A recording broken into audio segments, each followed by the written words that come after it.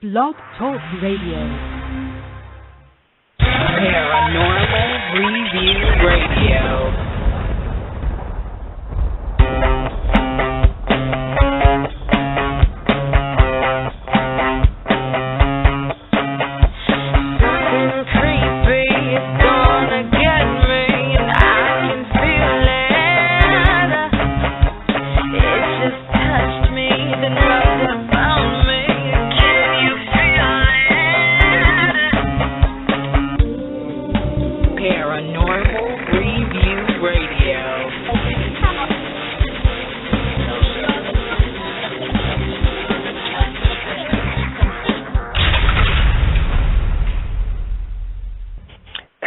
Welcome, everyone. It's Saturday night, and you're listening to Paranormal Review Radio, the only radio show without commercials and with more great paranormal talk.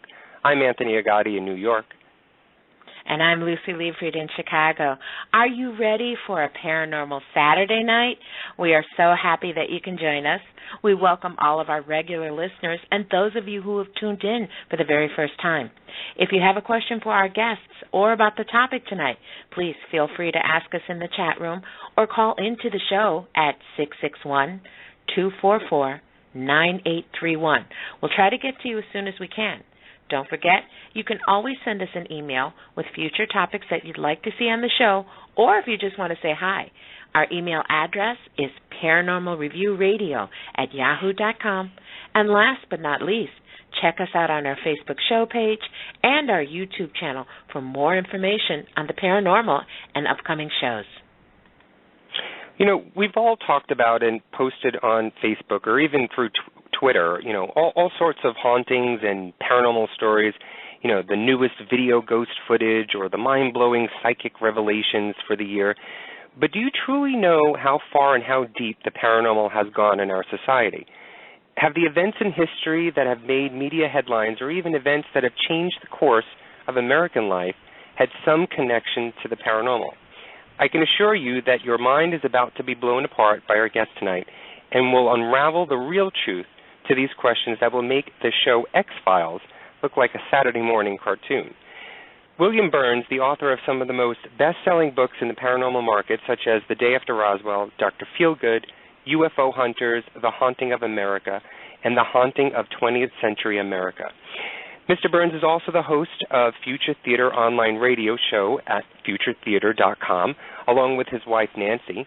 Bill is also the founder and publisher of UFO Magazine, and of course you've all seen Mr. Birnes on the History Channel shows Ancient Aliens and UFO Hunters.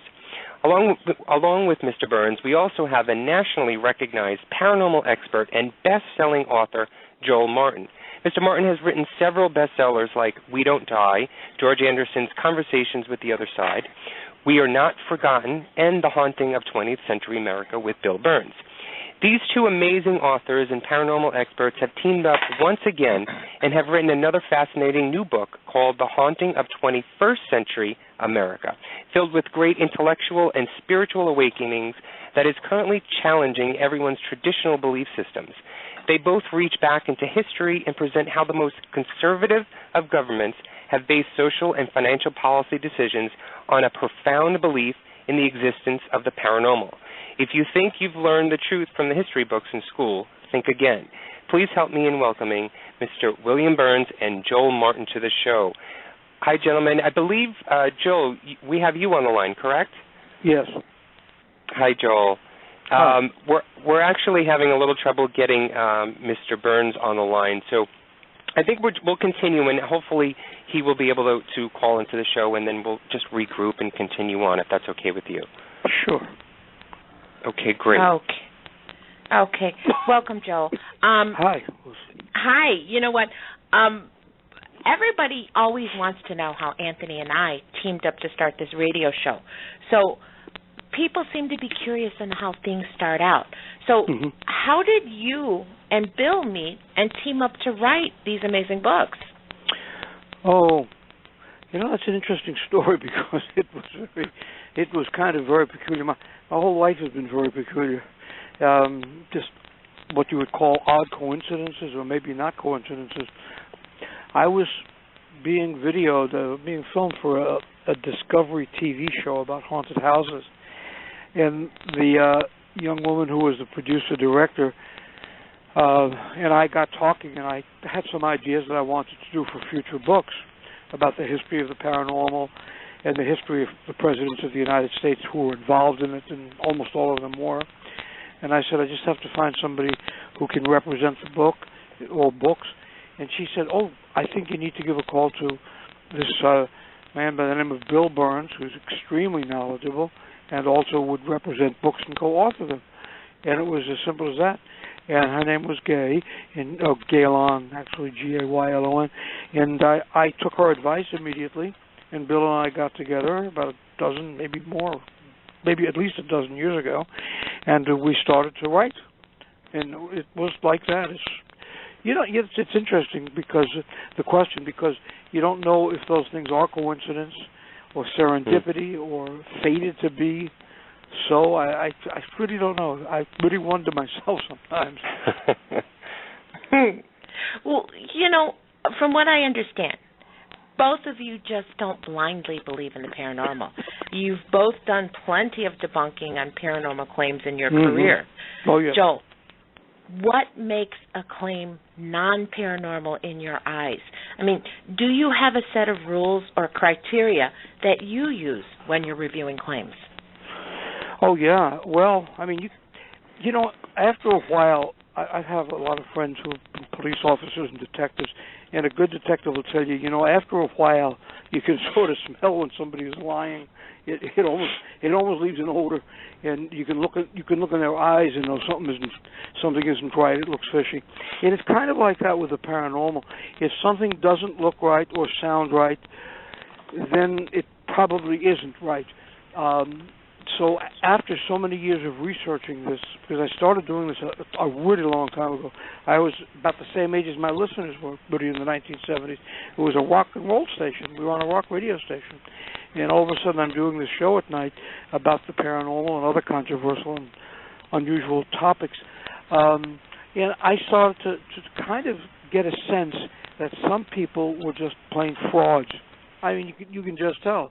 If somebody found out, for example, that I had been in the sun, this is a true example, that I had been in the sun too much, which I would have been. My actual goal in life was to be a beach bum.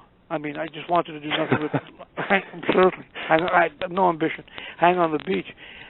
So here I was this one night, having come from the beach. Where else? I live on Long Island, and it's all beach. And she says to me, I think in the future you need to look out, be careful for sun cancer. Now, that's bogus. Because, of course, if I've been in the sun, for heaven's sake, for most of my life and I'm brown as a berry, yeah, I probably am going to get skin cancer, which I did, as a matter of fact, but it's not because she predicted it. She was going from a visual clue. On the other hand, when I met a psychic medium who was just extraordinary and told me details about my wife's death. She was killed by a car years ago when she was very young. He knew details that nobody could have known, okay? Simple as that. He knew the nature of the injuries. He knew how it happened. He knew little things that went on between the two of us in our marriage. And those aren't things, frankly, that you can research. You just can't. There's just no way to know those things. And so that's one of the ways, good old common sense, sort of tells you that something is genuine, because he couldn't have been reading my mind, because he told me things I didn't even know. I never wanted to know about the details where she was hit by the car. So that's how you pretty much can tell. So the phonies I would throw out, and the genuine ones I would keep and love and, cherish and do research with. Well, speaking of debunking, I mean, one of the bigger stories or the bigger controversies that I remember reading about for this show to do my research was the Amityville horror case, and this was, I think maybe still is, the biggest controversial paranormal case in history, because there's just so many debates, so many skeptics, so many believers involved in this. But you had come out claiming that it was a hoax. Why do you think that many people still disagree with your beliefs on Amityville? Well, I don't worry too much about what I understand what you're saying, Anthony, but my attitude is pretty much they're not going to know what I know, and that's not being egotistical saying that, because I was there the night of the murders in Amityville, Long Island. I got a phone call. I was working at the time for a radio station. I was news director, talk show host on that station, and also worked for United Press International, which, like the Associated Press, is a wire service. Only they didn't have in 1974, when the murders happened there, they didn't have the high-tech stuff they have now to just be able to, send something by computer. You had to go there physically. Not much different than horse and carriage times, I guess. So it turns out that the house in Amityville, where these 6 murders took place, was just a short distance from where I was at the radio station that I had been at for a long time. I went there when I was a teenager, and I stayed there for as long as I could. I had no ambition. I was very happy doing the show there, and I was getting a great audience, and so what did I care? But I get a call one evening in November of 1974. Hey, is this Joel Martin? This is the UPI desk in New York. I said, yeah, calm down. What's wrong? 6 people have been murdered in Amityville. That's right near you. You're the closest reporter we have. Get over there. Give us a story. So I said, all right.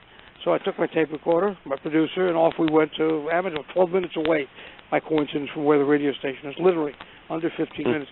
We got there to find out that 6 people in the DeFeo family, that was the name of the family, had been slaughtered by the sole surviving son. I knew who had done it before the police confirmed it, because every kid in the neighborhood knew it. Because Ronnie, the sole surviving son, killed his mother, his father, his 2 brothers, and 2 sisters. Really, Ronnie was out of his mind before, during, and after. But he's still in prison in upstate New York. Right. So I got to be there very soon. I got to be one of the first reporters on the scene.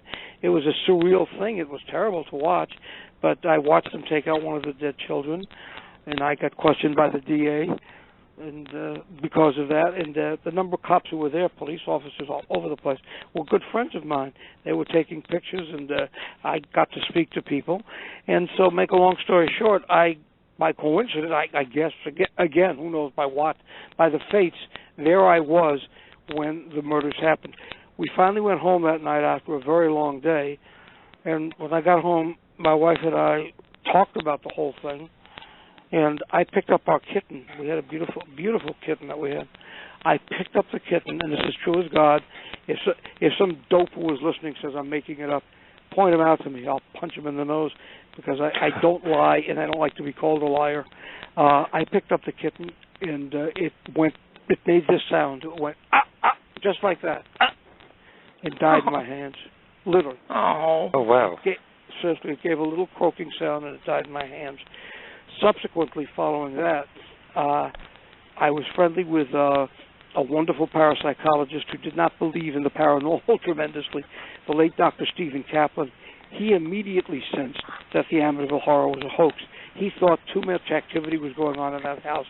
Typically, when there's a paranormal event that's genuine, it'll be an apparition, or it might be a sound, or it might be something falling. I mean, there'll be one thing, maybe 2 things, that 2 events that happen, or 2 phenomena.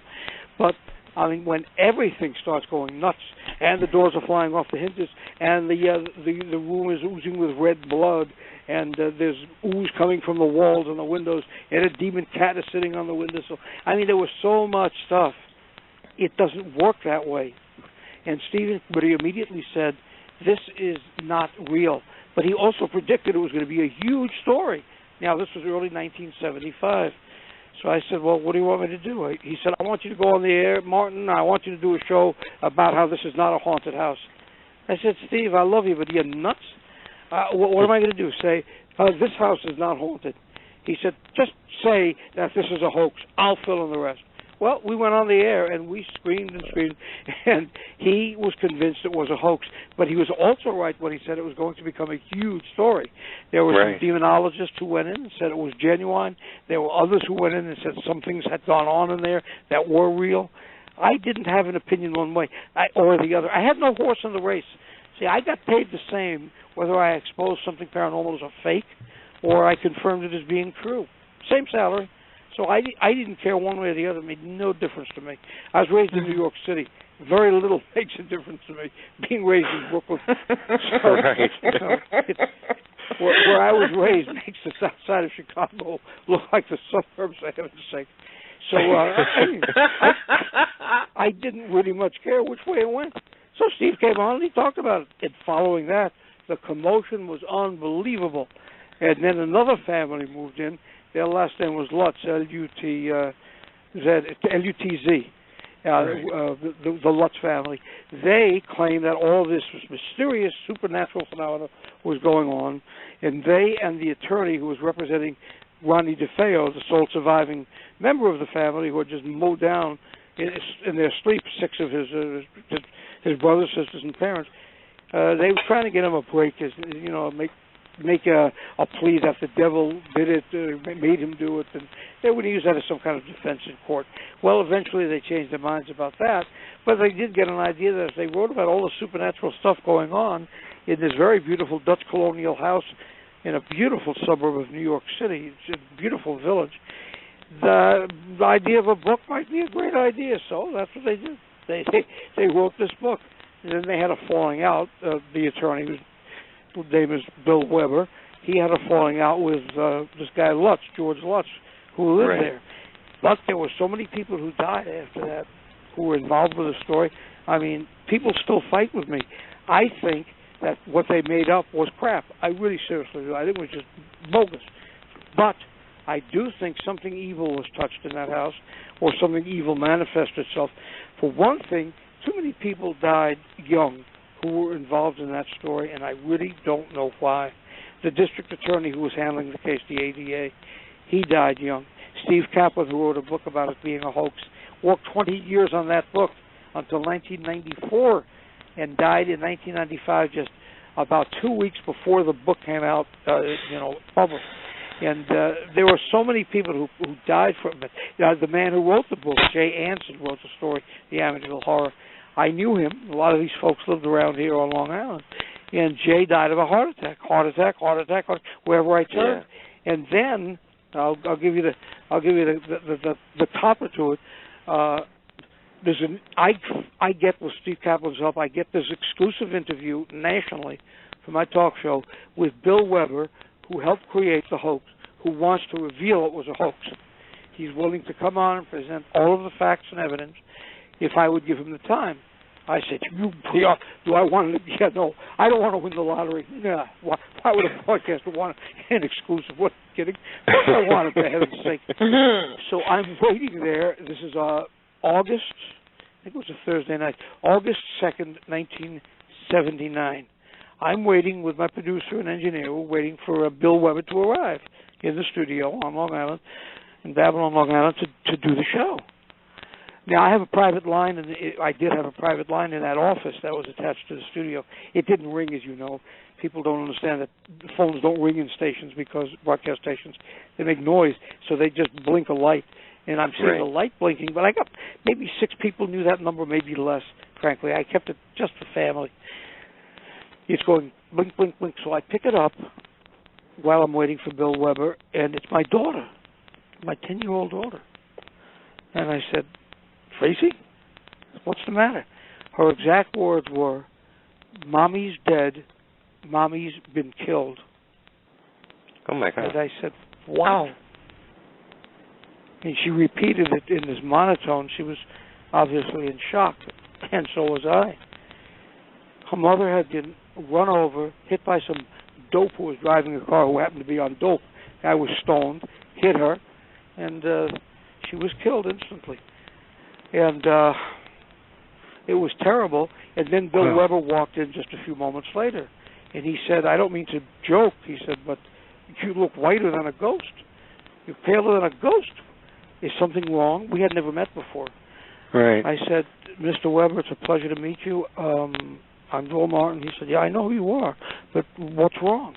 I said, my daughter just called to tell me her mother was killed. He said, oh, my God, you're not going to do a show now with that kind of news about Amityville. And I was so out of it. I really seriously was. I said, listen, you made the time to come down. Let's do the show.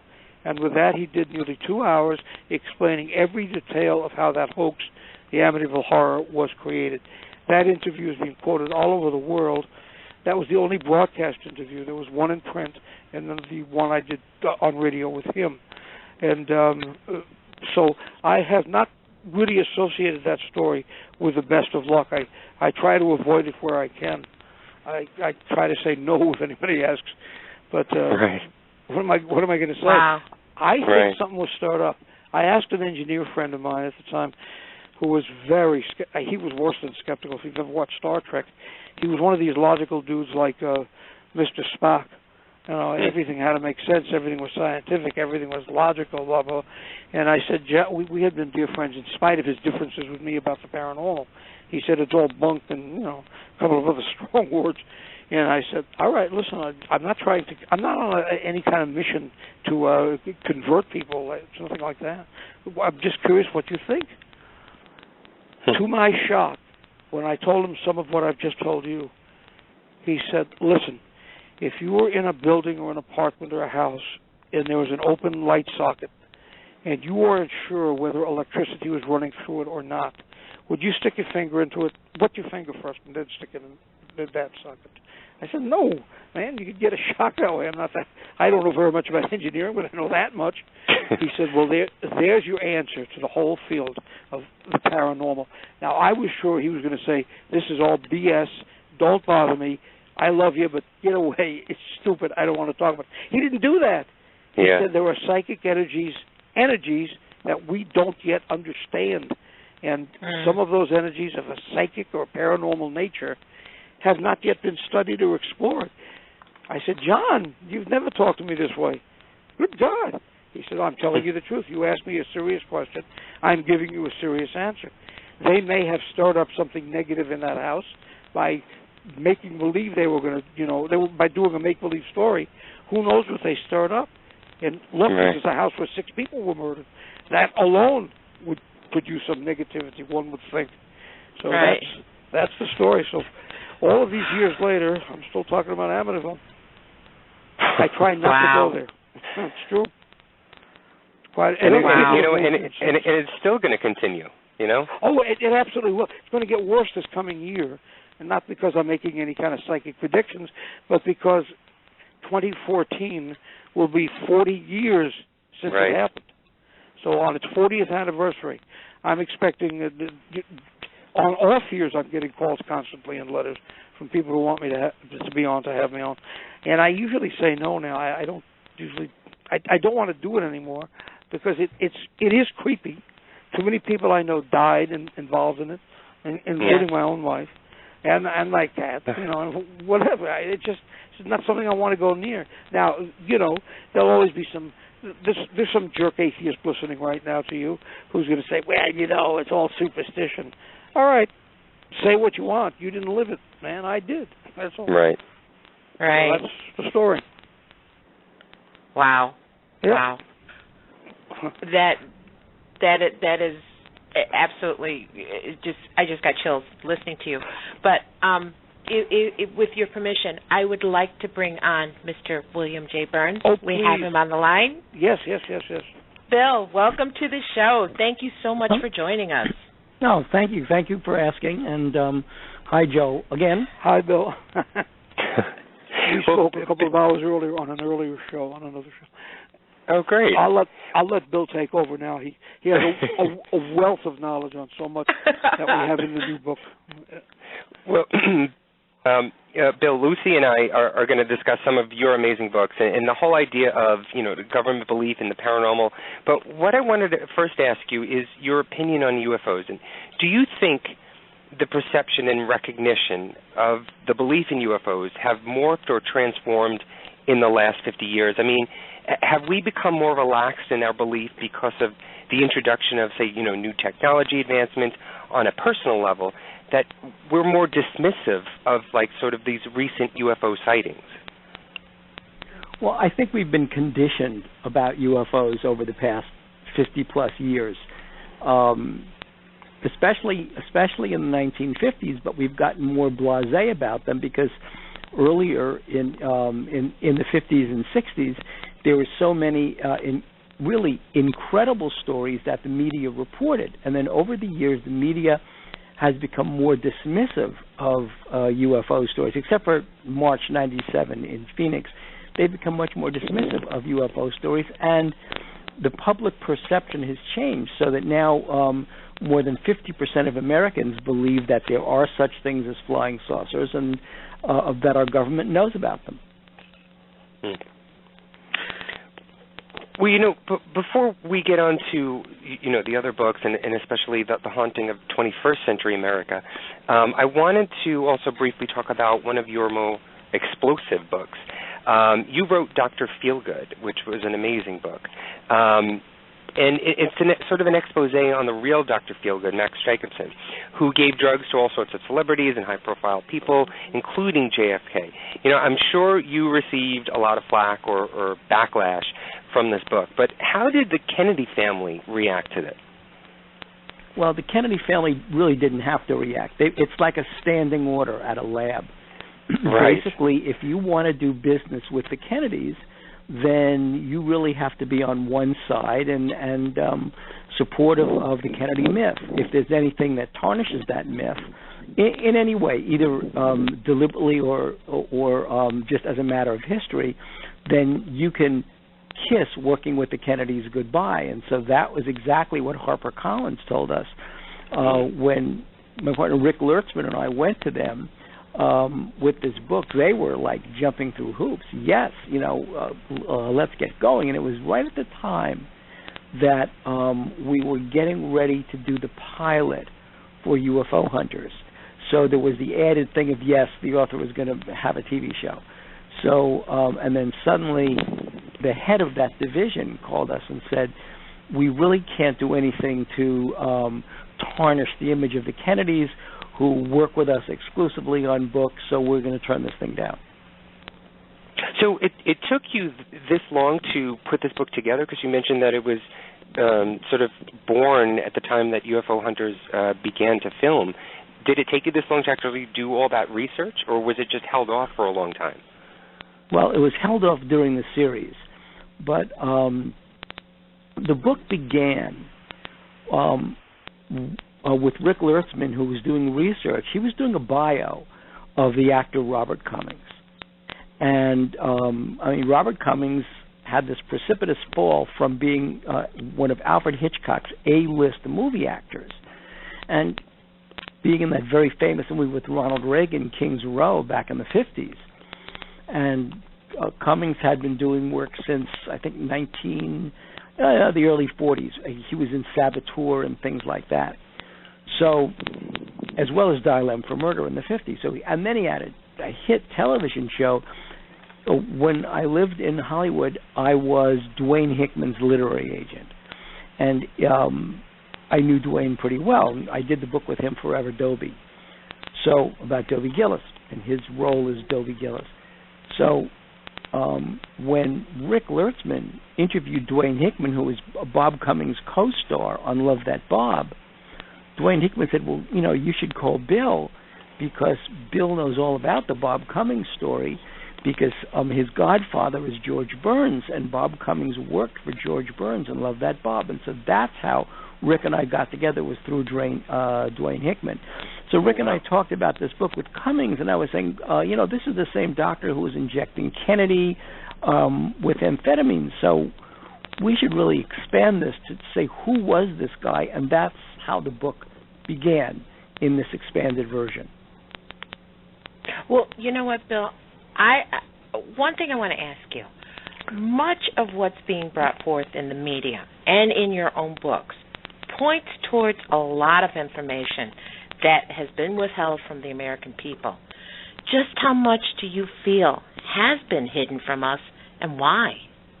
Well, I think, and Joe will corroborate on this, I think that in addition to the whole paranormal aspect of American history, when you realize that the very first UFO sighting after the Native Americans, because there are a lot of UFO sightings in Native American lore, but this is during the Massachusetts Bay Colony in the 17th century, you have two major sightings. One is a UFO abduction on a river north of Boston which winds up being written about and included in the history of the Massachusetts Bay Colony by the then governor, who took it very seriously. These people were abducted from a boat on a river, and then the whole boat was sent back. And that was one. And the other, Joe can talk about too, was the fact that when NASA did this 500-year history of lunar anomalies, and when you hear anomalies, read UFOs on the moon. One of the people talking about it is about an anomaly he saw is Cotton Mather, the New England preacher, the fire and brimstone preacher. Well, what's so funny about that is here's this preacher talking about lights that he's seeing on the moon, UFOs, when, as Joe will tell you, it was Cotton Mather, who was the rational preacher who told the people in Salem, stop these crazy witch trials. They're not doing you any good. That is true. That is true. Throughout history, you find evidence of all of these phenomena.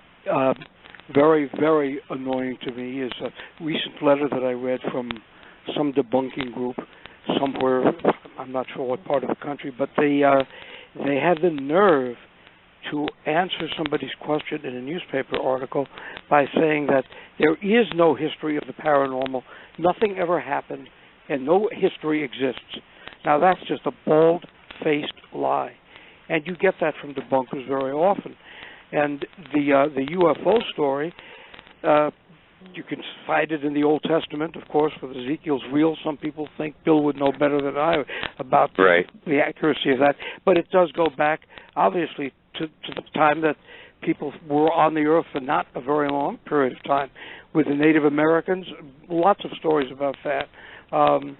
You have stories throughout the 17th century, 18th, 19th century about airships that made no sense. They were sometimes described crudely because there was nothing to compare them to. But clearly there was and there is a UFO phenomena. But we have a government, and I'm not saying they're right or wrong. I'll let Bill make the judgment. He knows better than I about that. But we have a government that's kept the vast majority, if not perhaps all, of this material away from the average person. And they've done it very cleverly, and they've done it rather forcefully. So much so that the two of you sound like you're reasonably young adults.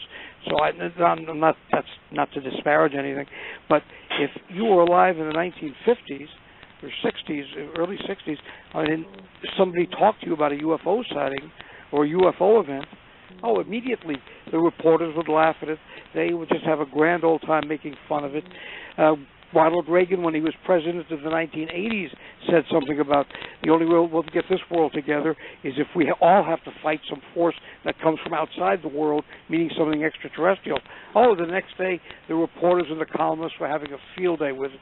They just don't take it seriously, or they're afraid, as Bill alluded to before, they're afraid to offend the government.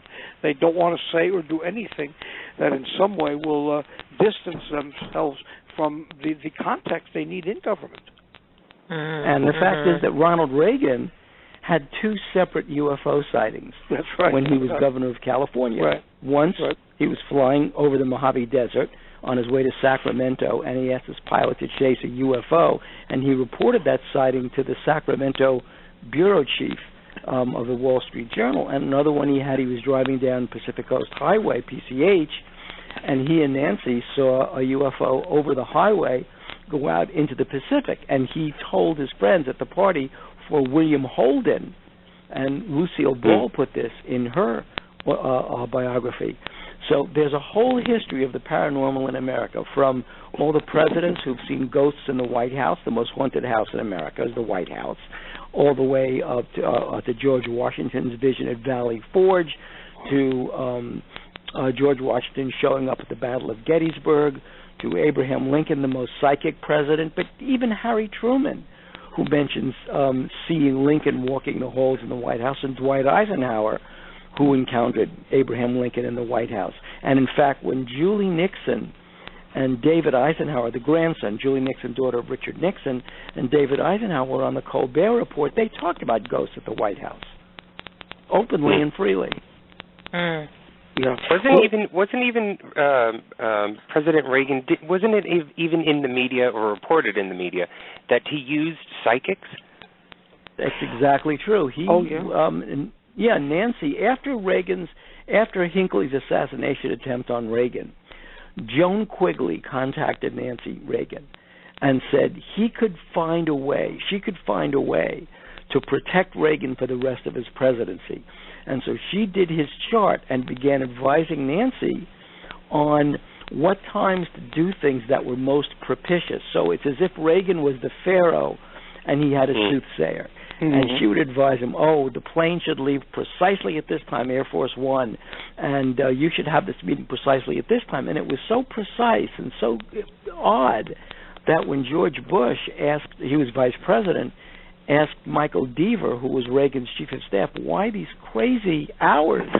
And that's when Michael Deaver said, and he told him the whole story of Joan Quigley and Nancy Reagan communicating the most propitious things for the president. And George Bush was absolutely devastated and shocked. And, of course, there were two books. There was the story of Joan Quigley that Nancy wrote called What Does Joan Say? And then Joan Quigley writes the book My Turn. And so the whole story comes out in the open that the Reagans were basing their whole presidency on astrology, on the charts that she had developed. Fascinating. I mean, that's unbelievable. So they don't tell us this. Yeah, they don't tell this to kids in school. You won't learn this in any public school or college. They've chosen not to, for a variety of reasons.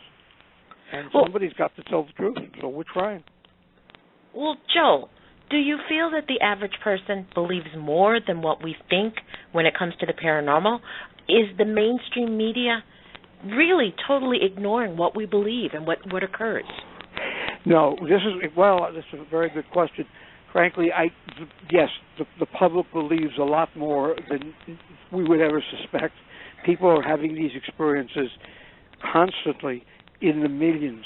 I mean, it's something like 4 out of every 10 people in just this country have had an after-death communication. In other words, some communication or contact from a deceased loved one.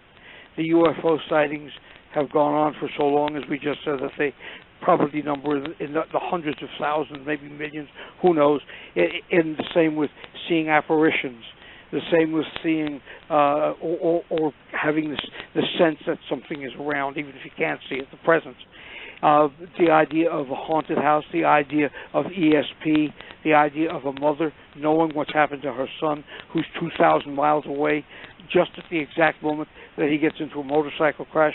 True story, by the way, with somebody we know.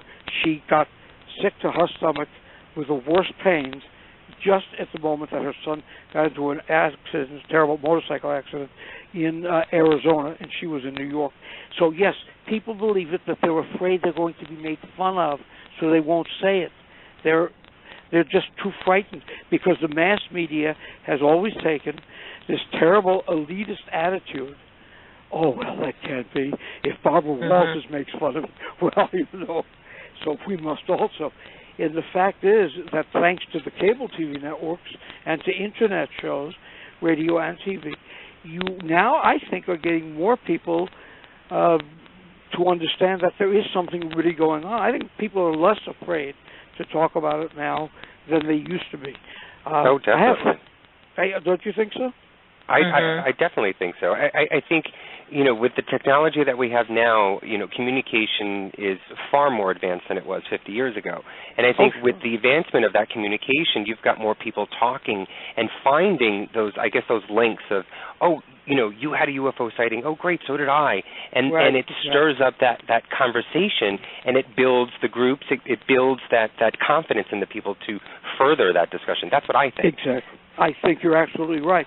In other words, person A has the experience and then reads on the internet that person B had the experience. Now they communicate, and all of a sudden they're joined by persons C through XYZ because they're not afraid. Other people have had the same experience. You mean I'm not the only one? Holy smoke, that's great. Now I can talk to somebody. I can tell them about my UFO sighting because they've had experiences also. Why the government chooses to do this, frankly, for years, I think some of it must have been because the religious institutions held a sway and held such power and authority over even government that nobody wanted to take a chance and fool around with, the power of the church or any church. Now we're becoming more secular, which may be good and may be very bad, but as we're moving more in that direction, I think we're just more open to the unusual, the phenomena that people used to put down. Well, okay, Bill, let's talk about UFOs. The show UFO Hunters was what I think the pioneer show for all the UFO investigative shows we see today. And your new book, UFO Hunters, is sort of like a companion to the show. The book goes into the behind the scenes of making the show, which I always find fascinating, learning how and what happens on site and the relationships between the show and you. What was the most difficult time you ever had while filming the show? Well, we had a few. I would say the episode we did in Mexico, on Mexico's Roswell, I think it was number 3 in the first season, for a couple of reasons. One, everybody was getting sick in Mexico. I was sick. 2, the other thing was that rather than fly around Mexico, we had a bus. And the bus was driving us right across the entire country. But it was a bus that kept on breaking down. The bathroom on the bus broke. We were robbed on the bus. We were stopped by soldiers and held at gunpoint, which was frightening because these were children, these soldiers. They were like kids. They looked like 16-year-old kids, like teenagers. And they were holding us with automatic weapons because they thought we were somehow terrorists going to secure spots, even though we had the clearance from the federal government to do this.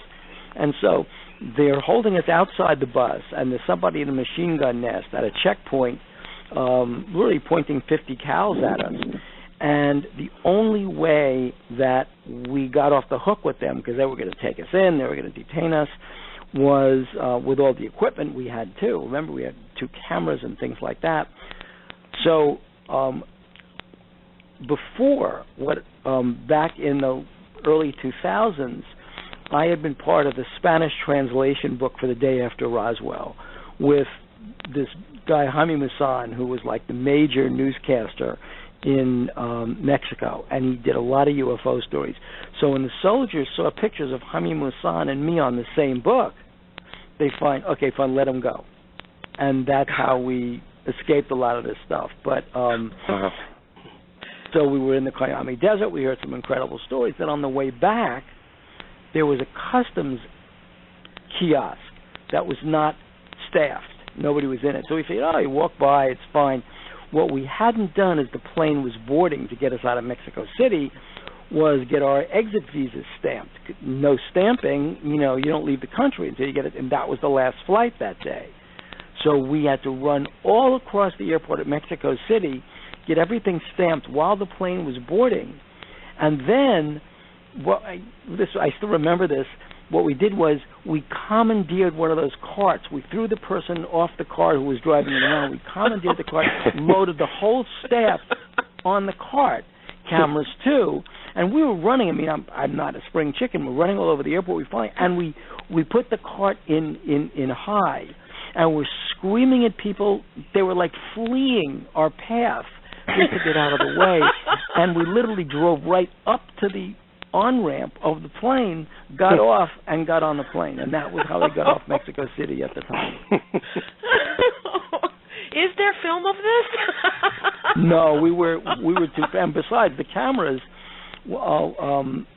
in order to shut down, in order to wrap for the day, what the crew had to do was break down the cameras.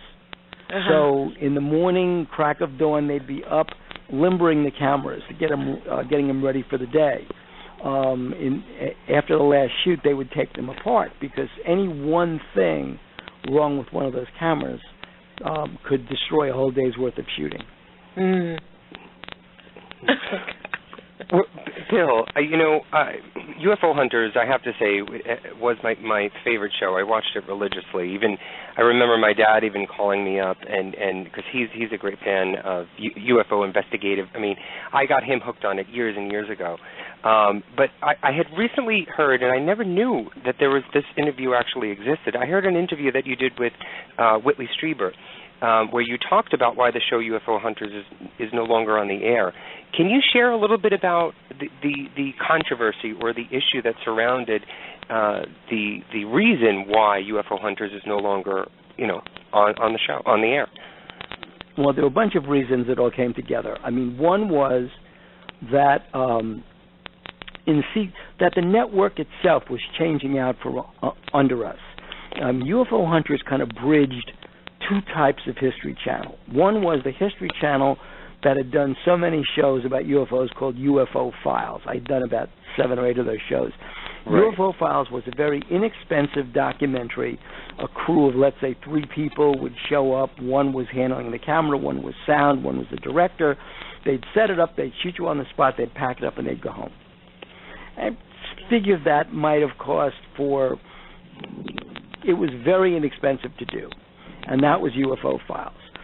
Then, toward the latter part of UFO Files, we did a lot more location work on beaches, on things like that, but it was still relatively inexpensive.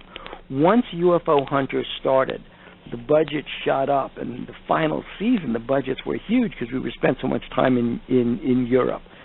So there were budgetary issues. Then History was playing with something new. This was the beginning of, what I call, redneck television. It's Duck Dynasty, is basically right. what it is. They were doing things with people who, in the 1950s, would be called freaks, okay?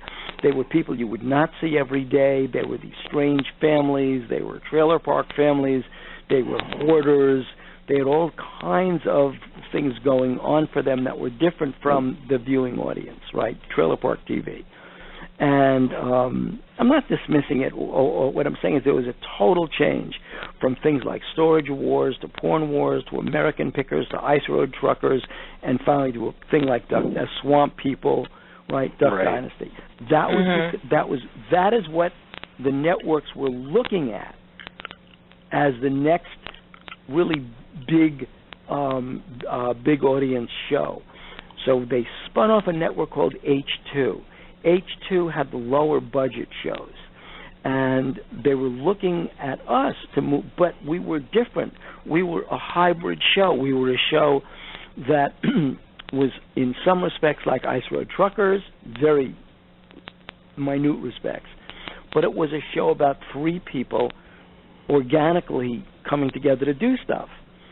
So anyway, that was we really crossed that border. So by the time the 3rd season was ending, there was just no place for us on the main History Channel because we weren't those kinds of shows, but we were too expensive for H2.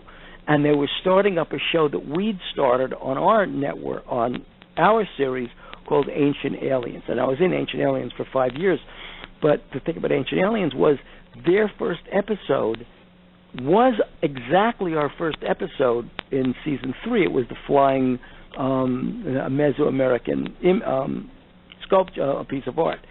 So those were basic conventional reasons anybody would say. New network, changing network budgets, things like that. But the other problem was that when we went to Area 51, we lugged a 300 millimeter, 700 millimeter, just huge lens up the steep incline to the top of the peak called Tickapoo Peak to get the lens focused on Area 51 at dawn, because at dawn the sun would be coming up over our backs and you'd have clear entrance into Area 51 because the whole base would be illuminated.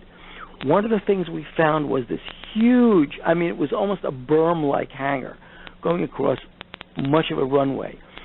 That was where we find out later this amazing stealth new drone was being assembled. And it was top secret, top classified. Now it's just appeared in Aviation Week. This was like 5 years after, 6 years after. was an aviation week. So we revealed that, and that drove people in the CIA absolutely nuts. They went crazy about it. Then later on that season, when we were at Dulce, New Mexico, we had Gabe Valdez on the air, the state police trooper, who showed the picture of the cow with the human head, bovine body, right. Human head, embryo cow. Well, that was the clincher, because right after that happened, Senators Grassley, I forget who else, but what they did was they proposed a bill in the Senate, a Senate bill modifying the Federal Penal Code, Title 18, to make the hybridization of human species illegal. So whatever was going on at Dulce, New Mexico, whether alien or earthly, didn't matter. It was completely illegal at that point, and so that people were furious at that. And so those were the issues. Well, you know, in the new book, The Haunting of 21st Century America, you both really get into some major stories that connect history headlines and the paranormal. You get into Hitler, Uri Geller, Harry Houdini, the CIA, Hillary Clinton. Are government higher-ups still using paranormal phenomena in major domestic and global decisions? Oh, sure. Well, go ahead, Please Joel. No, go ahead. No, okay, well, just remote viewing. I mean, even today, police and the federal government use remote viewers to search for people, to look out places, to develop clues about certain crimes. So, yeah, it's being used today. Yeah, I've gotten so many calls when I was working on those 3 books. Well, when they were finished, the books about George Anderson, about the psychic medium that began with the book We Don't Die. We would get calls constantly from police departments all over the country asking for help, and it wasn't something that you were supposed to publicize. But on the other hand, the best answer I ever heard from anyone was from a police commissioner who said, "Listen, I don't care who makes fun of me. I want to solve this particular crime as a murder, and I don't care who helps me. I just want the help. I'm not going to listen to nonsense about psychics aren't real or psychics are real. If a psychic can give me clues and give my department clues, yeah, I'm going to go in that direction. You bet." And so I think the attitudes have changed that way as well. In other words, there's a little less of the fear of talking about this. As recently as yesterday, there's an article in the newspaper to show you how current everything is. This is not necessarily about law and order, but you remember the terrific actor James Gandolfini, who starred in The Sopranos, had died in last June, at the age of 51. That's all. Now, there was something they just did to mark the occasion. HBO has a tribute to him that airs, I think, on Sunday the 22nd. But the point is that there's an interview in a New York City newspaper yesterday, just a day ago, with an actor by the name of Vince Curatola. If you watch The Sopranos, he played a guy by the name of Johnny Sacrimoni. He played a mafioso. Yeah, right. So here's this interview with Vince Curatola. Probably about the last guy, frankly, I would expect to hear this from. I'm quoting this in the New York Post. He says, quote, he was very close to James Gandolfini. He says, "I can tell you that without sounding like Deepak Chopra, this guy," meaning James Gandolfini, "is around me. His spirit is with all of us. Whenever we get together for something, which is quite often, it's almost like Jimmy's going to walk through the door. I feel him around me." Now, 5 years ago, 10 years ago, would he have said that? No, probably not. No. Yeah. But now here's a guy only plays tough guys in the roles that he plays, and he's telling you, this is something that I'm not ashamed to say. So I think that's healthy, both for ufology and for the paranormal in general. I expect, though, that anybody who wants to be silly enough to go into this field full time and do it better be ready for a lot of controversy anyway. That just goes with the territory, you know. Yeah, it does. Well, you know what? Anthony and I, we interviewed Carol de la Herron, who was the president of the Monroe Institute, and which was founded by Robert Monroe. Sure, he the was the pioneer, the out-of-body experiences. Right. So, Joel, you just mentioned George Anderson and his medium abilities, and you actually witnessed his remote viewing. Why do skeptics still debate the topic of near-death experiences, but are never able to share with us real factual proof that a near-death experience is nothing more than a biological hallucination? Well, it's a lot more in many cases than a biological hallucination. In The Haunting of 21st Century America, we have a chapter called The Beckoning Light, and it's all about near-death experiences. This is part of the problem for the paranormal. It's not so much a problem with it, but for it. And the problem is that debunkers are almost always going to be atheists, humanists, secularists. Religion means nothing to them. What it means is they want to put it down. And so they lump together sometimes the paranormal and religion. Now, think about it. If you're a secularist, a humanist, an atheist, and you don't want to believe in anything, one of the last things you want to hear is somebody saying, I went out of my body when I died on the operating table, and I saw my loved ones in heaven. You see, that smacks of religion. It smacks of an afterlife. It speaks to the very point they're trying to keep quiet, and that is that there is no afterlife, that when you're dead, you're dead. That's it, nothing else. They don't know. They don't know any more frankly, than we could know. We have done enough research to believe that there is something that moves on, that there is a spirit or an energy that survives, but they don't want to hear that.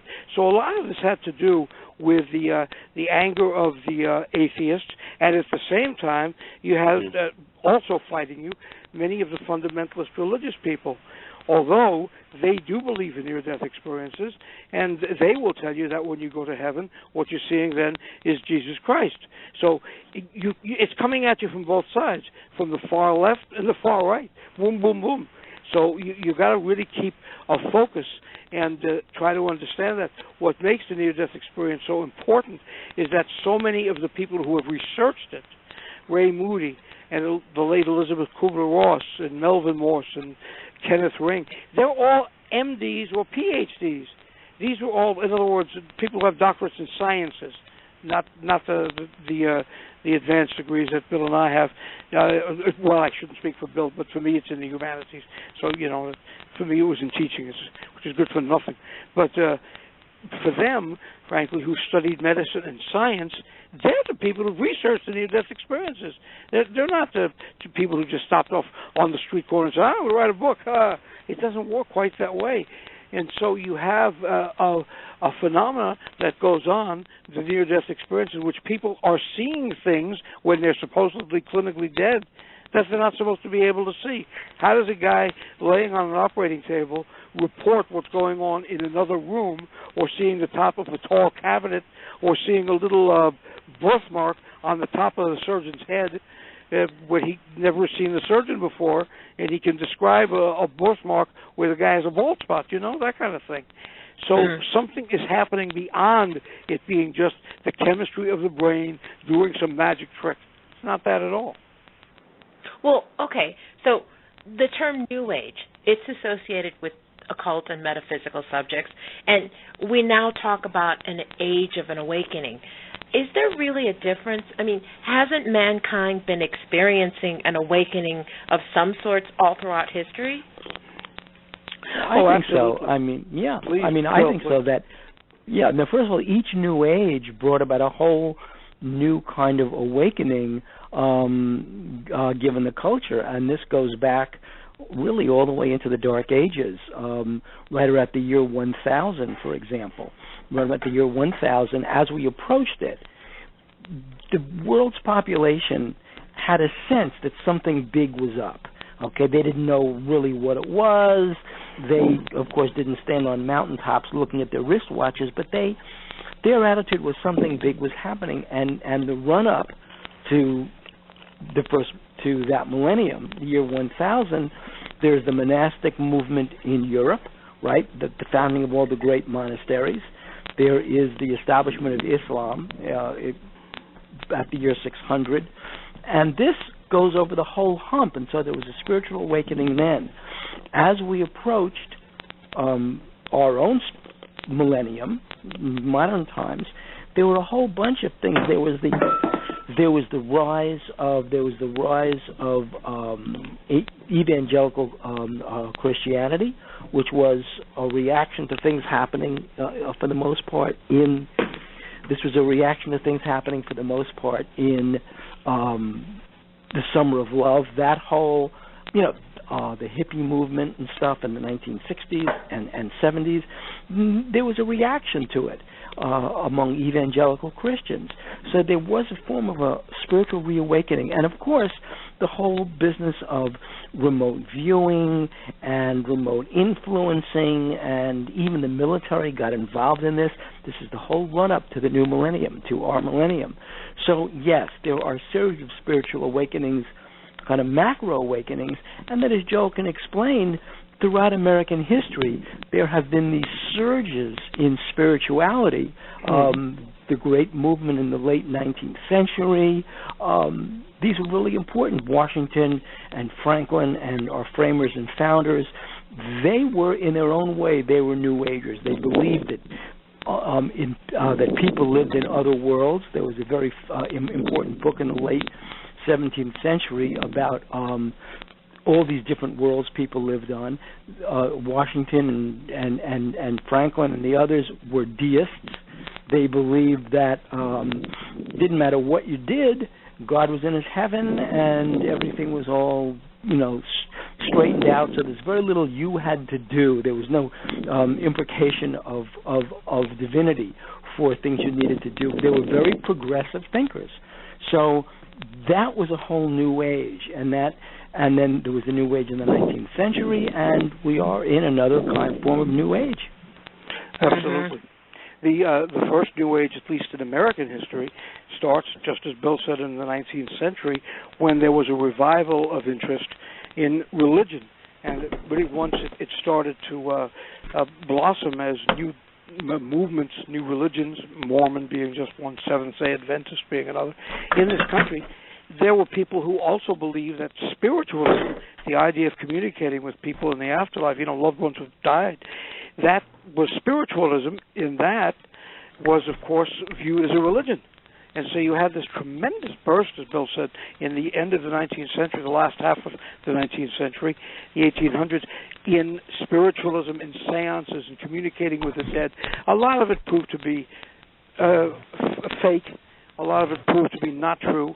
But there was a larger question about the few things that they found that they could not duplicate that were true. And nobody can really explain why George Washington talked about seeing an apparition of an angel. I mean, he had nothing to gain by it, but it did happen to him at Valley Forge. Benjamin Franklin, you can look this up anywhere, you'll see that he wrote his own epitaph when he was in his 20s, even though he lived to be well in his 80s. He wrote what he wanted to see written on his tombstone, and he believed in reincarnation. It clearly states that he'll come back, he hopes, in a new and better edition. He compared himself to a book, and it goes on and on like that. And somebody just gave me as a gift a book by Emanuel Swedenborg. He was one of the people, maybe the first person, I guess, in the 1700s, who wrote about heaven and hell for the layperson. In other words, it had always been in the church's hands to tell people what to do, think, and say. Now, all of a sudden, somebody's writing a book about the afterlife, and a man who's psychic from Sweden in the 1700s is writing this amazing book about heaven and hell. So, yes, it's evolved. It's happened from certain periods of time. You don't see much of it, honestly, in the 1700s. And the reason there's very little of it in the 1700s is because, if you remember, in the 1600s, the Salem witch trials, if you remember, 19 people were hung or hanged, depending on your grammar, and one was stoned to death. So there was a very big revulsion against that in the 1700s. People didn't like the excesses of the witch beliefs in Massachusetts. So things kind of kept quiet. But then, in the late 1700s, early 1800s, there's this revival of interest in religion, and sure enough, along with it, becomes or comes spiritualism. Look at President and Mrs. Lincoln. There were seances held in the White House. Right, and the important thing about this is that Abraham Lincoln relied on his seer, his channeler, Nettie Coburn, who wrote a book at the end of the 19th century about her experiences in the White House as a channeler, as a medium. She was the one who, after Willie Lincoln died, she was the person Lincoln called upon to come to the White House and try and communicate with Willie Lincoln's spirit, which she did. I mean, that's what she did, and because Mrs. Lincoln, the First Lady, was so devastated by the loss of Willie Lincoln, probably from typhus, as Joel has written, and because the White House water system was compromised, and but when they were able to bring Willie Lincoln's spirit back, when Nettie Coburn did that, supposedly the First Lady, Mary Todd Lincoln, the First Lady, was calmed down. She was able to function again. Now, she was institutionalized after Lincoln was killed by her own son. She was put in a mental institution, but she fully believed that she was rejuvenated by the appearance of Willie Lincoln's spirit. The other thing Lincoln did, and you won't see this in any of the official history books or of the movie Lincoln, is that he was torn about signing the Emancipation Proclamation. He was torn about it because very few people know this. The Republican platform of 1860 was on keeping the Union together, and keeping the Union together meant that the North would not interfere, even though Lincoln was an abolitionist, that the northern states would not the federal government would not interfere in slavery in the South. That was the promise of the Republican Party in 1860. So for Lincoln to sign the Emancipation Proclamation, we essentially drafting slaves into the Union Army, for him to do that meant he would be going back on a campaign promise. And that was, for that he asked Nettie Coburn her advice, and she channeled the spirit of the great orator Daniel Webster, who basically said this was Lincoln's moment in history, sign the Emancipation Proclamation, and history would be changed. And so even Abraham Lincoln, at that moment in history, you don't see this in textbooks, relied on a channeler to make that decision. That's absolutely so. And, of course, as you may have heard, within just weeks before he was assassinated, he had a dream that he was killed, that he had been shot to death. And nonetheless, he went about the business of going to the theater, even though he probably, we know now, should not have, unless you get into the business of free will and fate. Perhaps he was fated to be killed that night. There's no way to know. He was a fatalist. Lincoln was known as a fatalist. Yes, he was. So he kind of, laughed in the face of danger, if you will, to the extent that he went. General Grant, on the other hand, who was supposed to go with him, Ulysses Grant, who they had just won the Civil War, the North, days before, not even a week before. General Grant was supposed to be right with him, sitting in that box above the theater, so they would, be introduced. It was all decorated with American flags, and the audience could see them, and the actors and actresses and so forth.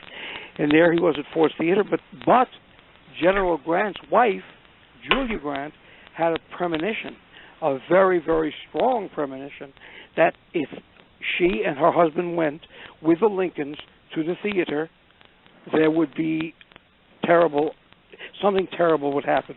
Now, it's true Mrs. Grant and Mrs. Lincoln got along like, nothing. It was a very terrible relationship. I think I got along better with my first mother-in-law than those two did. Yeah, it was horrible. But that wasn't the only reason. She just saw danger around her husband. And he said, come on, stop being silly. You don't believe in this nonsensical spiritualism stuff, do you? I don't want to hear it.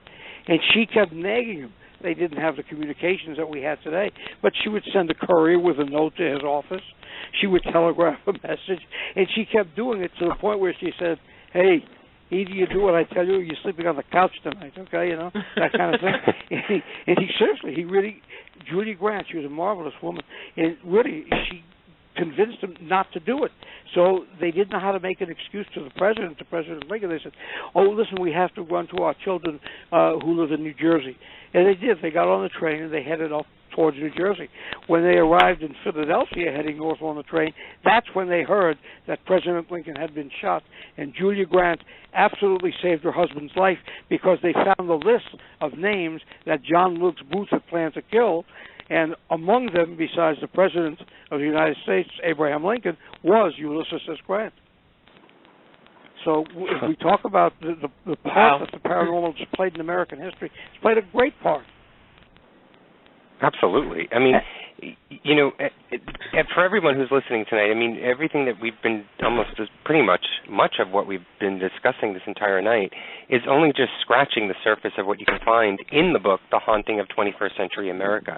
And I've read this book cover to cover, and as everyone who is listening knows, I'm in love with history and the paranormal. And when you can link the two together, give me good light and this book, and I can hide away for days. But did either of you feel that you had to go deep into government files or cases in writing this book where you felt that you may be stepping too far and may have stirred up some political people or political groups? Yeah, well, I think Bill probably has more problems or has had more problems with that than I have because of the UFOs. I found a way around it. I definitely had a problem getting some of the research material. But I was able to get it. All I really did, frankly, was to go into certain libraries and private collections where they would allow me to see something. But I never said I was writing a book or co-authoring a book about the paranormal.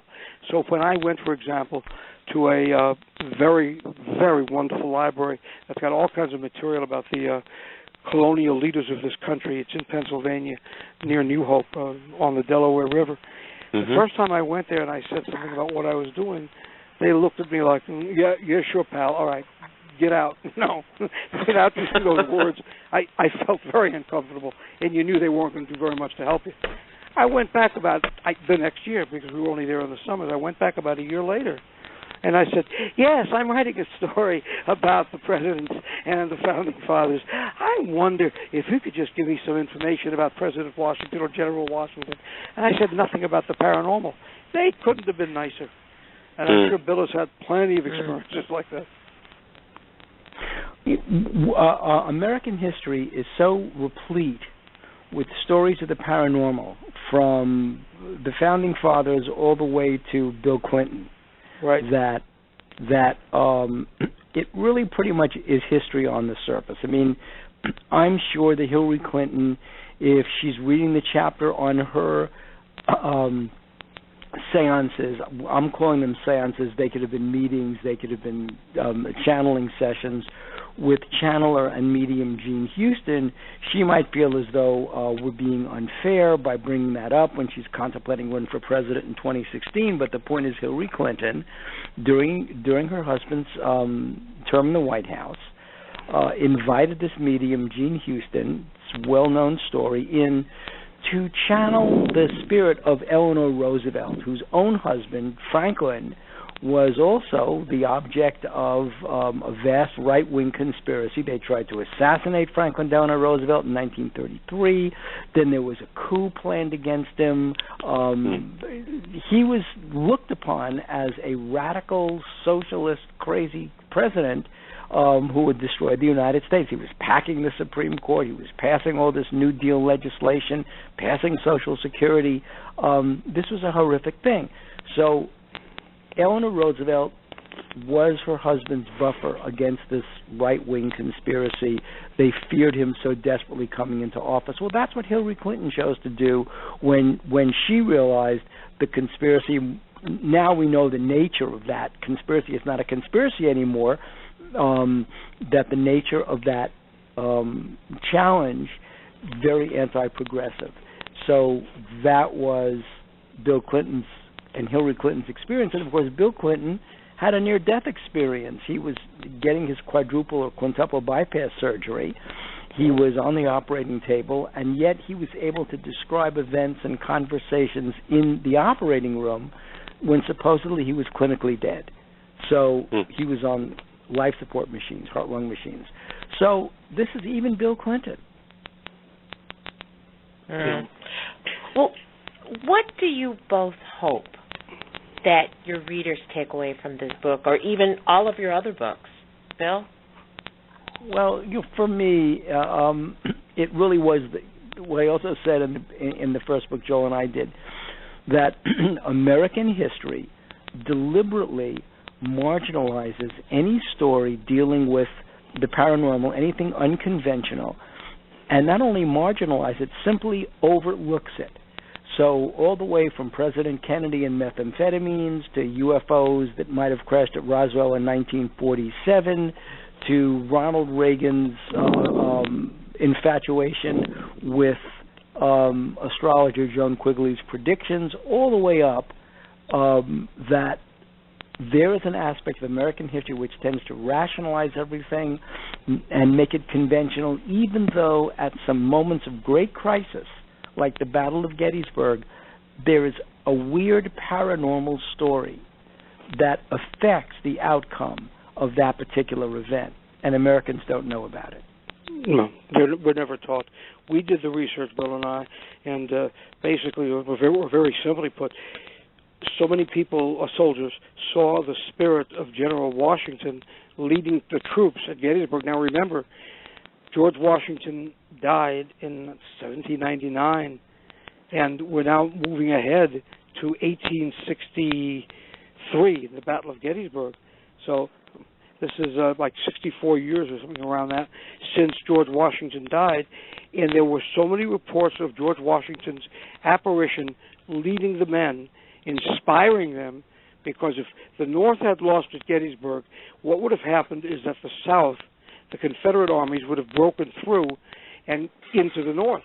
What stopped them was the maneuvers and the tactics that went on at Gettysburg, and a lot of it was inspired by the men feeling that there was General Washington or his ghost. So many soldiers reported it, for whatever you believe or don't, that there were even calls for a congressional investigation into it. Nobody was making fun of it then.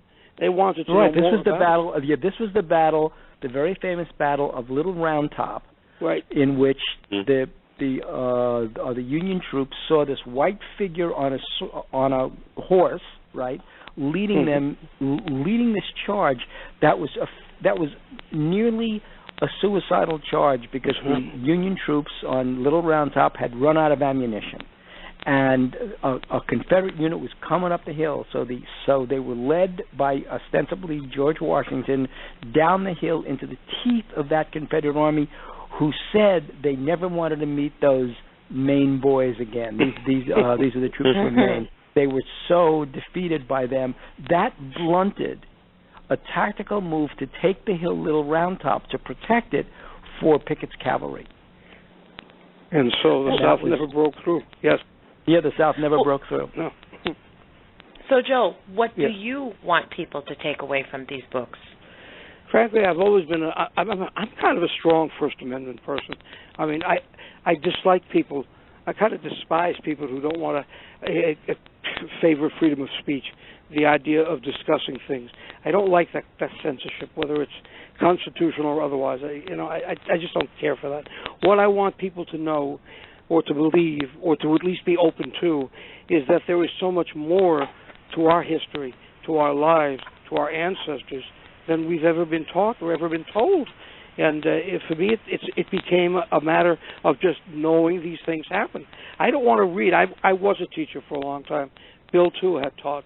I don't think, frankly, that we're the kind of people who want to be in a classroom teaching and being told, you can't say that, you can't teach this, no, can't bring up that business at Gettysburg and the ghosts, no. I want people to know that this is a history. I always call it a hidden history. And to some extent, the paranormal has been a hidden history. It is so replete with incidents and influences in American history that I just feel that it's wrong to not know about your history. You really should know where you... It's like you, even as an individual, any of us who are listening now, I wanted to know what my grandparents' lives were like. There's no secret. I mean, we all are kind of curious. Oh, Grandpa was this, Grandpa was that. Well, listen, my grandfather lived next door to Harry Houdini many years ago, almost 100 years ago. I guess about 90 years ago. I was fascinated when I heard that. Really? And my father told me the story, and it was really very interesting. So these are stories of human beings. To learn that for presidents, that important and powerful people depended on psychics and mediums, I think it's just tremendous to know that there are other things going on. So that's my long-winded goal, getting people to understand that there's more than what we've learned. Right, and the picture even gets larger because if there is a whole aspect of human existence that we don't recognize because we've closed our senses to it, that the paranormal really is part of the normal. And so that's also what our series of books is trying to say, that this exists. It's real. Mm-hmm. That's exactly right. Well said, gentlemen. Mm-hmm. Well said. Mm-hmm. Well, besides heading over to Amazon.com and even the Macmillan website to purchase The Haunting of 21st Century America, where can our listeners learn more about you both and become educated in this phenomena? Well, is the bookstore Transition still in business in Chicago? Yeah. Not really? They're closing them. I mean, it's becoming a little bit harder to actually find a really good bookstore. There's still a couple left. Yeah, Transitions was like the Bodhi tree in Los Angeles. Every city for a long time, had these stores that were really dealing with metaphysics, the supernatural, etc. And now with the Barnes and Nobles, which is not as interested in it as Borders was, it's a little hard. I guess the best place to go is to Amazon, and Bill can tell you how to access his website. Yeah, you can go to Barnes and Noble online for the Nook. You can go to Amazon for the Kindle. You can go through the Apple iBookstore. They will have these books as well. And so you can get any one of our series of books, The Haunting of America and The Haunting of the Presidents, too. My website is, I've got a radio show called Future Theater, which comes on at 6 o'clock on Saturday nights right before this show. Joe was just on it tonight. Mm-hmm. And there's a website for that at futuretheater.com. The main site is UFO Magazine, which is ufomag.com. Folks can beep us there. Folks can get on the discussion boards at Dark Matter Radio, which is where Future Theater sits. That's our network, or the Public Service Network, PSN. They can get on those websites and leave comments for us and discussion boards. So, yeah, we are readily available. Mm-hmm. We are, and for me, you can go to an internet radio show that I co-host called Spiritual Truth. And if you look at the Spiritual Truth website, it has a full biography of me, leaving out some nasty stuff, but it's very nice. It only talks about my professional life, so I'm happy with that. And that's the way you would best find information about me. You know, I keep a low profile. Yes. Well, William Birnes, Joel Martin, it has been a fascinating discussion, and we've only just lightly touched the surface and entered only a tiny part of your brains. Thank you so much to you both for coming onto the show. Are there any seminars or functions that we can catch you both in the coming new year? I'm going to be, in Tampa, Florida. These are two UFO conferences. I'm going to be at Tampa, Florida, probably around May for a UFO symposium. And then in July, up here in Cherry Hill, New Jersey, I'm going to be at the MUFON National Symposium, where, oddly enough, based on a lot of the stuff that Joe and I have talked about, the subject matter of that particular symposium is UFOs in the media. So it's basically why the media doesn't really touch the paranormal. UFOs, period. They just stay far away. So that's really the subject of this symposium, and that's where I'll be in July. Yeah, and I don't think I have anything until after the new year, but it would say it on the website. I do a variety of things in the media, and always, whatever it is, I try to introduce or involve this subject, and it's been pretty successful. I'll tell you one thing about what we did and what people can take away from the conversation in a hurry. Bill, like myself, is honest, okay? And the truth is what serves us best.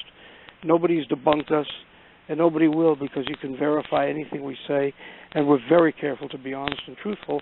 And I think that's what this subject needs a lot of, because it's easy to fake and it's easy to make up, haunted house TV shows. I mean, it's okay, but I think the truth is more fascinating than the fiction. And that's one thing I want people to have confidence in, that we don't tell any lies, the truth. Well, see, we have heard so many stories from real people. So there's the historical stories, right, we put in the books. Right. But just as we have gone from place to place talking about the stories in this book, we have heard stories. I mean, I was at Johns Hopkins. John Hopkins. This was a couple of years ago, promoting the history of the haunting of the 20th century America, the second book in our series.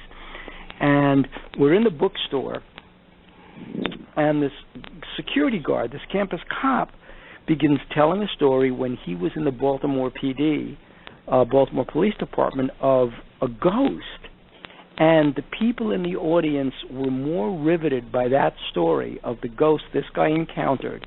He fired a weapon at it, nothing happened, by that ghost story than anything else. And again, when I was I was here in Fairless Hills, Pennsylvania, and again, for the same book, the haunting book, 20th century, was a signing. And the funniest thing was this little girl with her parents in the audience, this little girl told the story.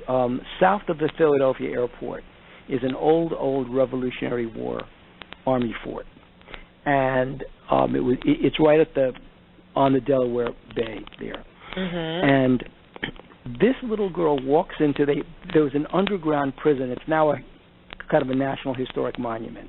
So there's an underground prison, and in that prison they go down there. It's part of the tourist. They get down there, and she said she sees the ghost of a Continental Army soldier sitting on a bunk.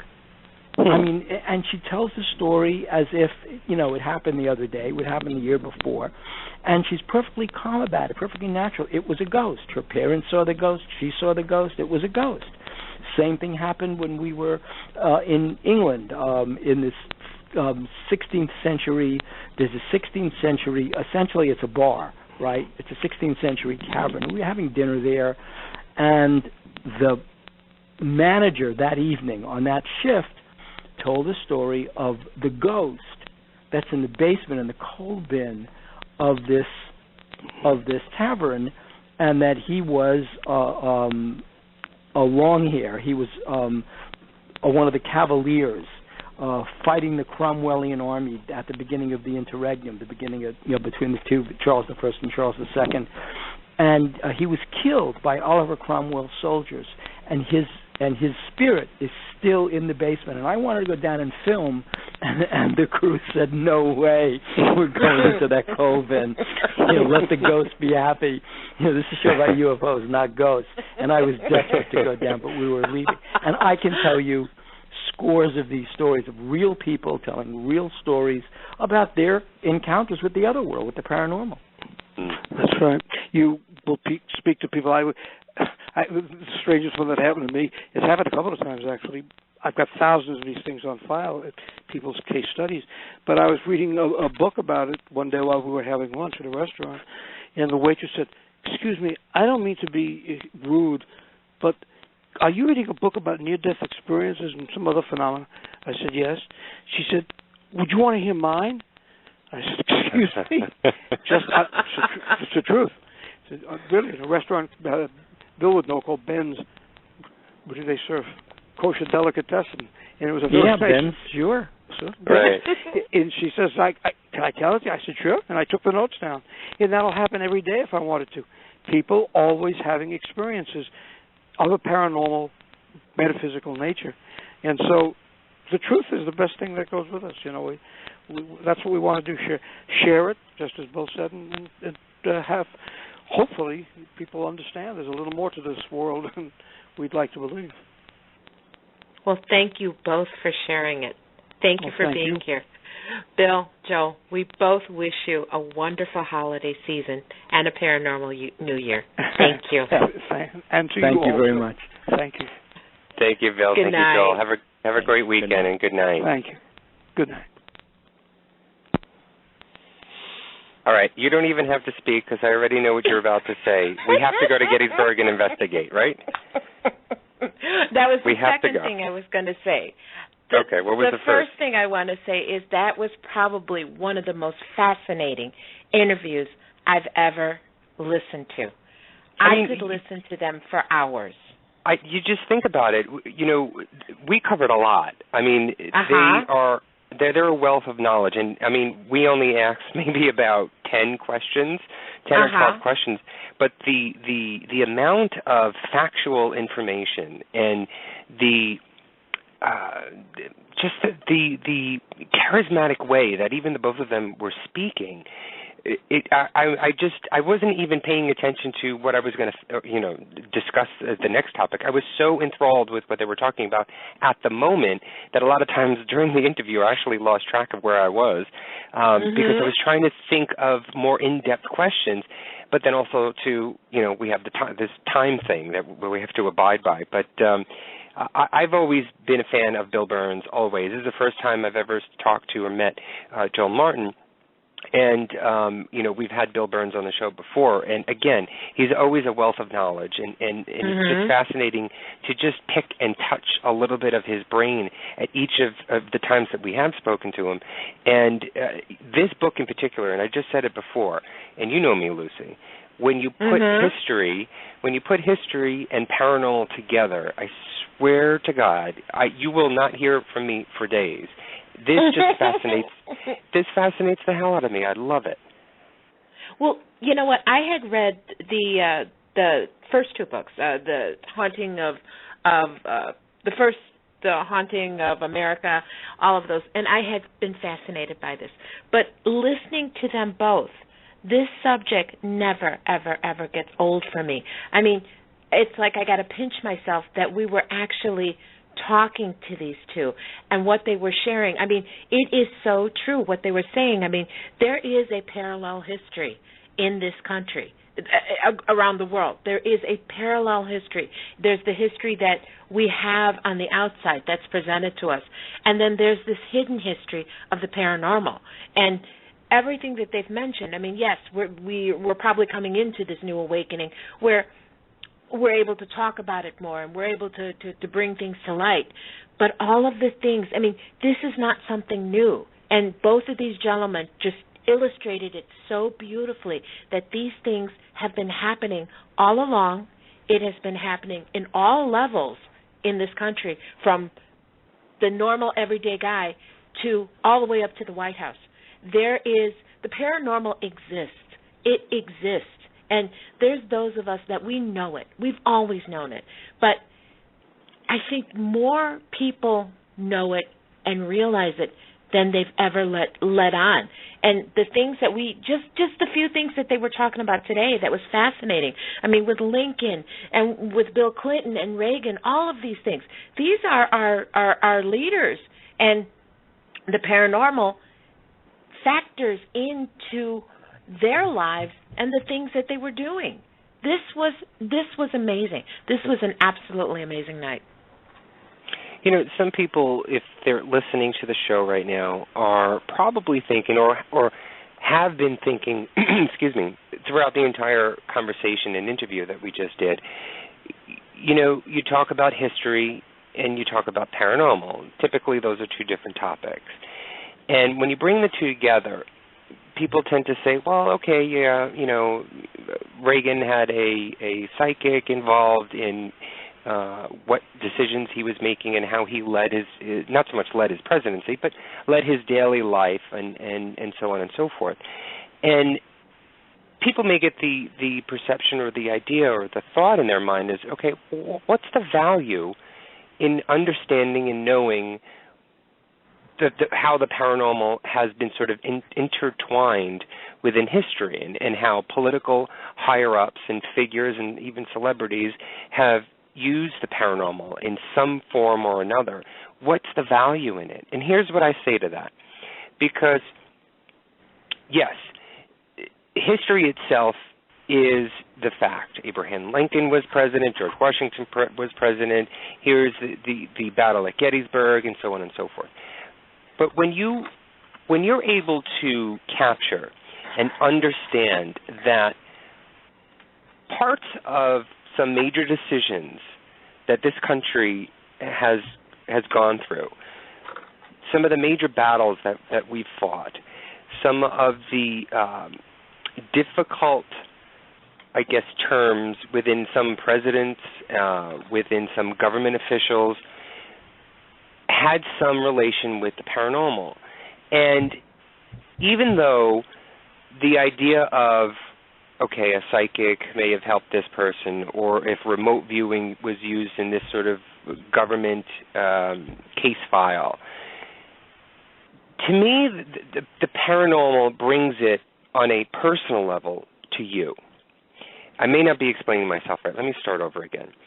When you're in school and you're learning about history, okay, and you're learning about everything that has gone on in 17th century, 18th century, 19th century America, and again, talking about presidents and the wars and the treaties and all this other stuff,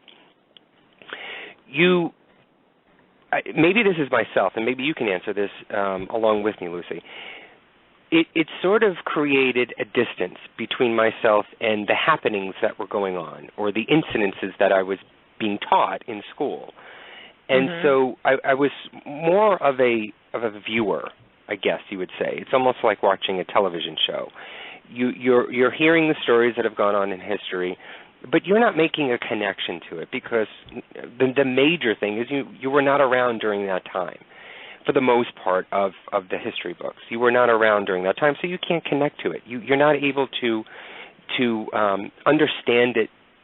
To understand it, how it sort of filters into your life, into your body, into your soul, even. And what I think the paranormal does is, if you can find stories within the history that the paranormal has connected with, to me, I'm connected 150% more. Because, first of all, my belief in the paranormal, but two, it sort of creates a level playing field, because now it's not so much learning about the deaths and the treaties and everything that went on in World War II and in the Battle of Gettysburg and in the Vietnam War or in Abraham Lincoln's presidency. It's now, okay, there's a channeler who was, working with, for instance, Abraham Lincoln was a psychic. He has predicted many things, and so to me, it makes the history more level. It makes it more personal. It makes it, I guess, more comfortable in the fact that I can then relate more to it and understand it better and have that bigger connection with it, because those same things are obviously happening now, but also, too, their beliefs are my beliefs. And I'm able to, I guess, be within their mind, be within their brain to relive some of those things. And I think that's what brings me closer to history. And that's why I love this book, and that's why I love this topic about bringing history and the paranormal together. I don't know if I just went around the world in 80 days, but I don't know how you feel. I don't know, Lucy, how you feel. I've sort of described, or tried to describe my thought process. And you're in my head again, okay? Because actually what I want to say is that it brings it to life. Exactly what you said. We learn history, we read the stories, we go through, okay, la-da-da-da-da, But then to hear this part of it with my understanding of the paranormal, with my own experience with the paranormal, to learn that someone in history, a particular happening, a particular person has either experienced or talked of an experience, it brings it to life. It brings me to that place. It makes me connect with that person. it becomes alive for me, and that is that wonderful thread that goes all the way through from what happened back then to what is happening now. You know, it's that personal experience that you have with the paranormal, and now all of a sudden this isn't just a story. This is something that has happened because you with your own understanding of the paranormal. Now there's a different aspect of the situation that occurs. I've got notes in front of me that I was taking and do you know what is at the top of the notes? What? The Battle of Little Round Top. We are going to Gettysburg.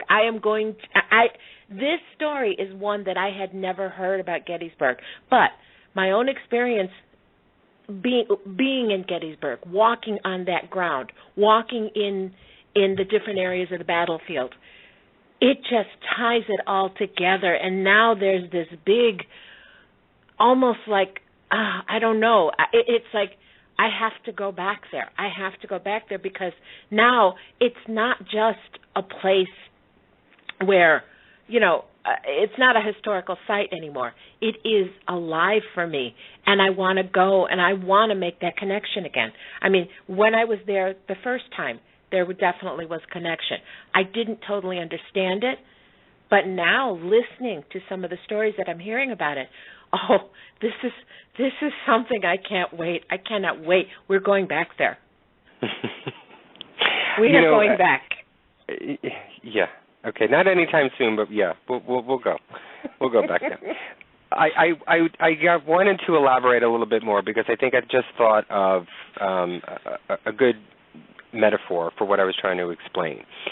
Okay, take for instance, you're at work, okay, and you have a boss, obviously, and you've been intimidated by your boss for a very long time. You know, he first of all, it's sort of that hierarchy thing. You know, they're above you, you're below them, and it's that intimidation feeling that you get.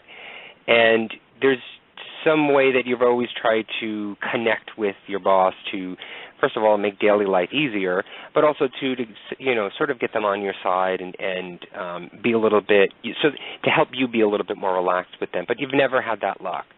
And for me, and I'll give this instance, for me, I'm a smoker, okay? And so if I were to find out that my boss smoked and I walked outside and I saw him or her standing out there smoking, I think instantly, I know it has happened to me before with other people, but I can tell you instantly, you feel a connection. You feel much more relaxed around that person now, that you're able to have something in common with and to be able to be more free to communicate things with. And that's what I was trying to get at before. If you find out that there are paranormal phenomena that has been intertwined within history, within historical facts and incidences, and maybe some of that paranormal phenomenon created some of the results that have happened that you read about in history books today, you get a better connection. You can relate more to that history. It's not as intimidating as it was before, and you're able to possibly even relate some of those things to your own life or to the current life that's, you know, it's existing now. It's in your environment now. And that's what I was trying to get at, because what I think what this book will do, and what other books, if there are other books like this out there, or even, you know, video and documentations if there are, documentaries, is that it's changing the term paranormal to normal. And I think Joel mentioned that before, that because it's becoming more relatable to you, it's becoming more comfortable to you. And I think hopefully to a broader range of people who do read this book and who sort of try and understand it or try and delve into it a little bit more, will change their perception and their interpretation of paranormal and create that term to normal and not be so paranormal any longer. It's opening your eyes. It's seeing others open their eyes to the things that you know exist in your truth. And it's bringing them to their own truth, and your truths are similar. It's the level playing field.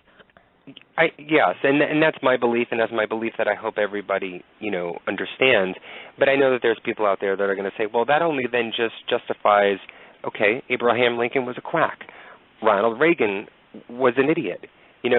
That's what they would put as far as a label on these people because of that paranormal connection or because of the use of any sort of paranormal phenomenon that they have, that now it just reinforces their belief in that paranormal is just nothing but hogwash and stupidity. Some people are going to still continue to believe that, and that's fine. That's what people want to believe in. But what I'm hoping is that the idea of this, and that for instance, if people have understood what Abraham Lincoln was and has sort of created this visual in their mind of this great man, and what's unraveling now is that he has paranormal connections. What does that do to your belief system if you've never believed in the paranormal before? Does it open up a door or even just a window to the paranormal for you to reach out and learn a little bit more about? Maybe it does, and I'm hoping that it does. And so maybe this book can sort of broaden that range and bring more people into the understanding of the paranormal, because as you were talking before to Joel, that we are in the age of awakening, and so that everything around us is happening for a reason, and it's just a matter of waking up. That's all.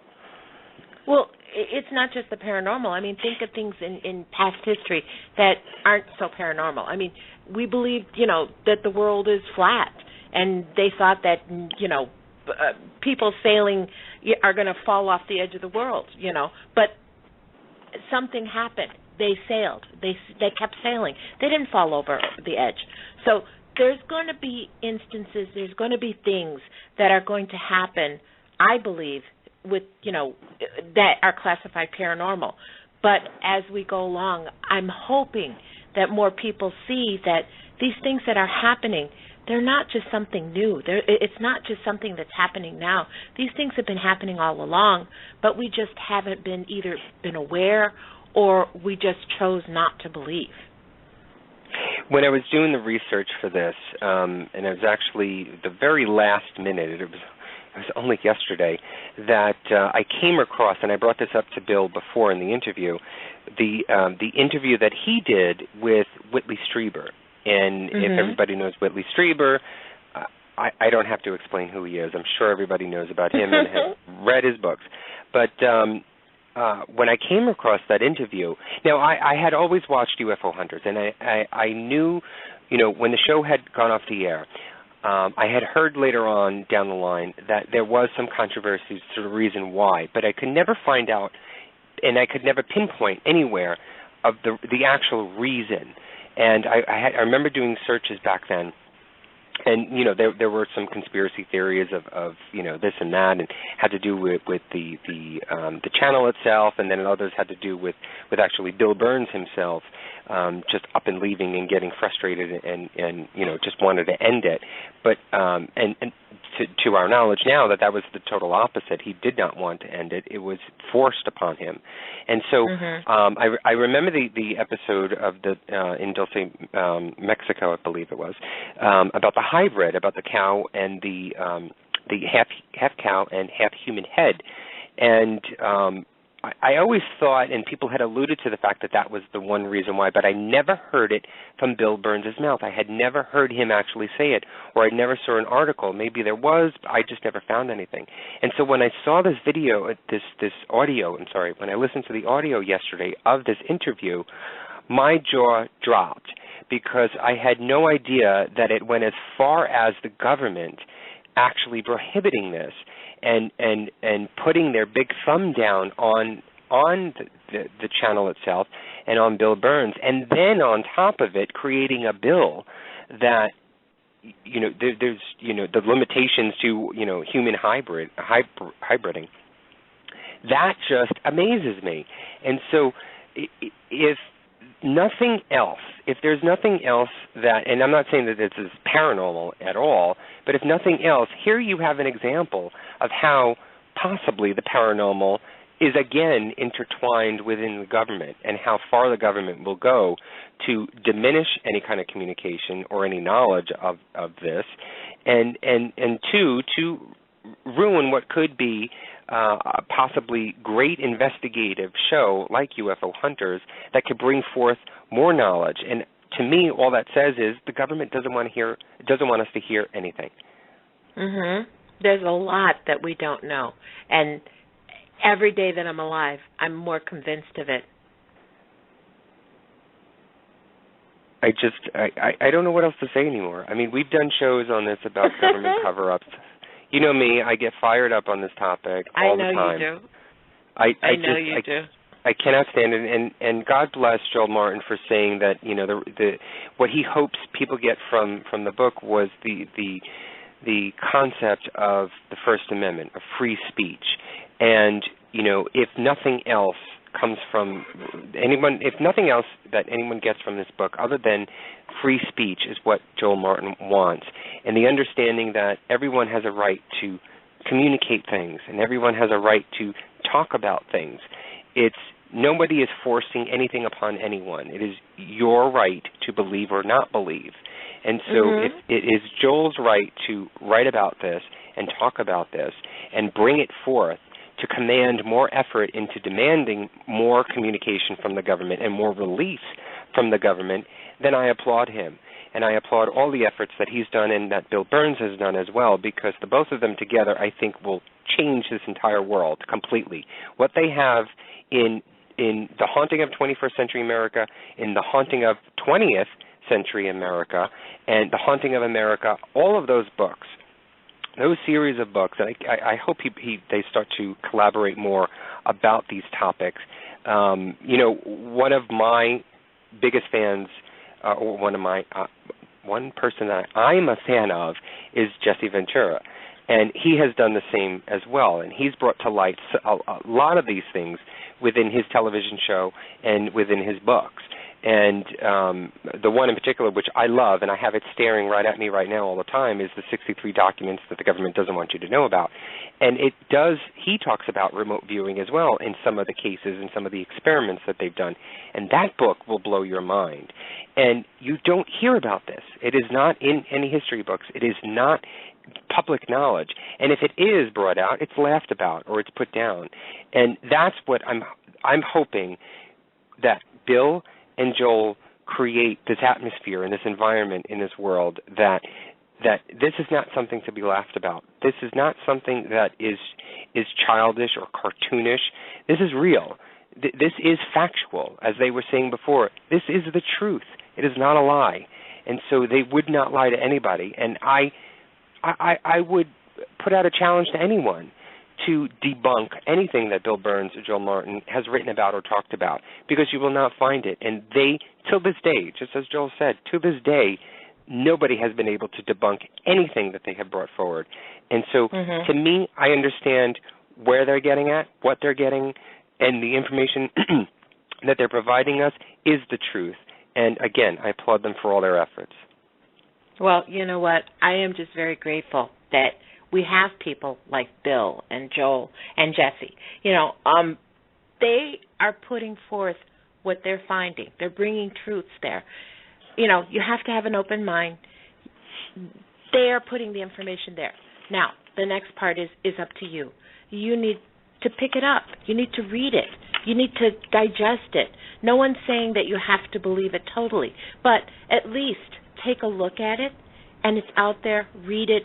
You know, make your own decision. No one will ever say you have to believe this or you have to believe that. But you do owe it to yourself to at least find out what they're saying.